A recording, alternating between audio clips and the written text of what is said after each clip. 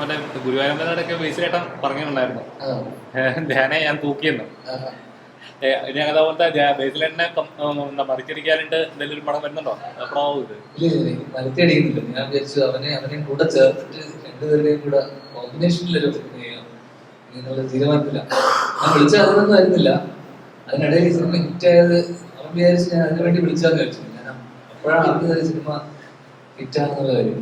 അപ്പൊ ഒരുപാട് സന്തോഷം. വെച്ചാൽ ദീപു കുഞ്ഞിരാമായണത്തിന്റെ റൈറ്ററാണ്. അപ്പൊ ദീപുടെ കയ്യിൽ കുറെ വർഷങ്ങളായിട്ട് ദീപു കയ്യിൽ വെച്ചിരുന്ന ദീപുന്റെ ഒരു തുറുപ്പ് ചീട്ട് പോലെ വെച്ചിരുന്ന സിനിമ വിപിന്റെ സിനിമ.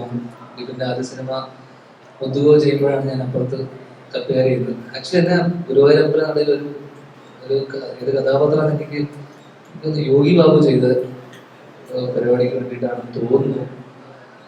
ഏതൊരു പരിപാടിക്ക് വേണ്ടിയിട്ട് എന്നെ വിളിച്ചിരുന്നു. അപ്പൊ എനിക്കത് ചെയ്യാൻ പറ്റില്ല, അഭിനയിക്കാൻ പറ്റില്ല. ബേസിലെ സുഹൃത്തായിട്ട് അവസാനം വരുന്നത് അല്ലേ. അപ്പോ അന്ന് വിപിൻ വിളിച്ച സമയത്ത് അത് ചെയ്യാൻ പറ്റില്ല. എന്തായാലും സിനിമ നന്നായല്ലോ. അങ്ങനെയല്ല, അന്ന് വിപിന്റെ സിനിമ ആയതുകൊണ്ടും പിന്നെ ഇവരൊക്കെ എല്ലാവരും ഉള്ളതുകൊണ്ട് എനിക്ക് ചെയ്യണമെന്ന് ആഗ്രഹം ഉണ്ടായിരുന്നു. അന്ന് വേറെ ഒരു പടത്തിന് ക്ലാഷ് വന്നുകൊണ്ട് അന്നത് ചെയ്യാൻ പറ്റില്ല. പിന്നെ ബേസിലെ വിളിച്ചത് വേറൊരു കാര്യം പറയാൻ വേണ്ടി വിളിച്ചതാണ്. അപ്പൊ അവൻ വിചാരിച്ചു ഞാൻ പിന്നെ സക്സസ് കൺഗ്രാജുലേറ്റ് ചെയ്യാൻ വേണ്ടി വിളിച്ചാൽ തെറ്റിദ്ധരിച്ചു.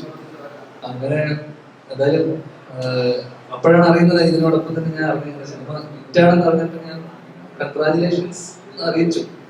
അപ്പൊ ഇനി അവനെ ഒരു മത്സരം വേണ്ടല്ലോ. അപ്പൊ ഇവൻ തിരിച്ചു വരുമ്പോഴേക്ക് ഞാനും അവനെ തന്നെ പ്രൊഡ്യൂസ് ചെയ്തിട്ട് ഞങ്ങൾ തന്നെ അങ്ങോട്ടും ഇങ്ങോട്ടും ഒരു ഒരു ഒരു ഫ്രാഞ്ചൈസി പോലെ ഇത് നടപടിക്കാറ്റ് പഠന പ്രൊഫഷൻ എന്നൊക്കെ പറഞ്ഞ പോലെ 1, 2, 3 പാർട്ടൊക്കെ ആയിട്ട് ഇനി ഒരുമിച്ച് നിൽക്കാന്നുള്ള തീരുമാനം സന്ധ്യയായി. ചേട്ടാ ഒരു സമയത്ത് പറഞ്ഞിട്ടുണ്ടായി, ഞാൻ ഒരു സമയത്ത് കൊറോണ ടൈമിൽ ഇങ്ങനെ അടുപ്പിച്ച് പടങ്ങൾ വരുമ്പോൾ അങ്ങനെ തീർത്ത് വന്നോണ്ടിരിക്കാന്നൊക്കെ. അപ്പൊ അതാണ് തീരാറായെന്ന് പറഞ്ഞു.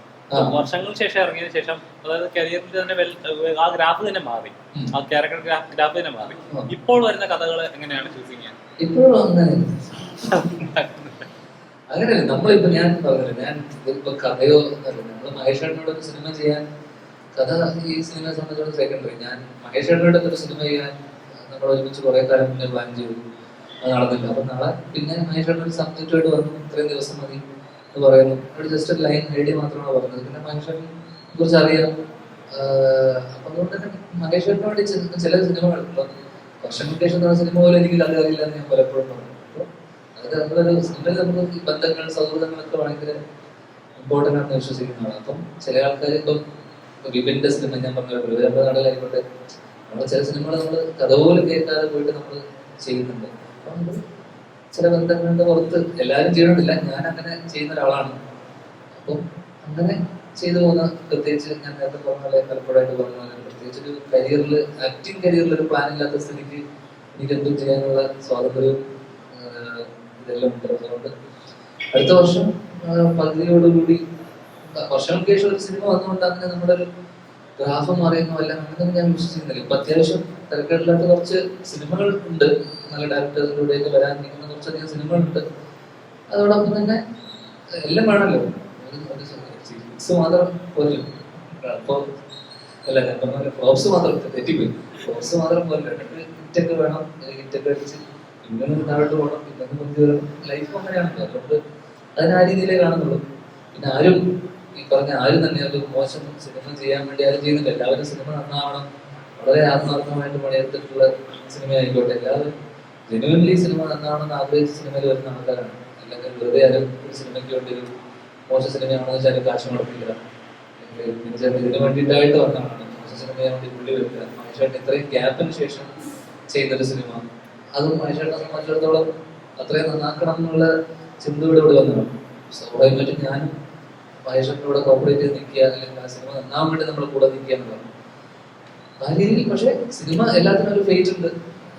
ഓഡിയൻസ് അതിനെ എങ്ങനെ അക്സെപ്റ്റ് ചെയ്യുന്നു, അല്ലെങ്കിൽ തിയേറ്ററിൽ എന്ത് വർക്കാണ് ഉണ്ടാവില്ല നമുക്കൊന്നും പറയാൻ പറ്റില്ല. അപ്പൊ ആ രീതിയിൽ ഈ സിനിമ എനിക്ക് തോന്നുന്നു പ്രേക്ഷകർക്ക് ഇഷ്ടപ്പെടാൻ സാധ്യതയുണ്ട്. ഇഷ്ടപ്പെടട്ടെ. എന്തായാലും അഭിപ്രായങ്ങൾ എന്തായാലും കണ്ടതിന് ശേഷം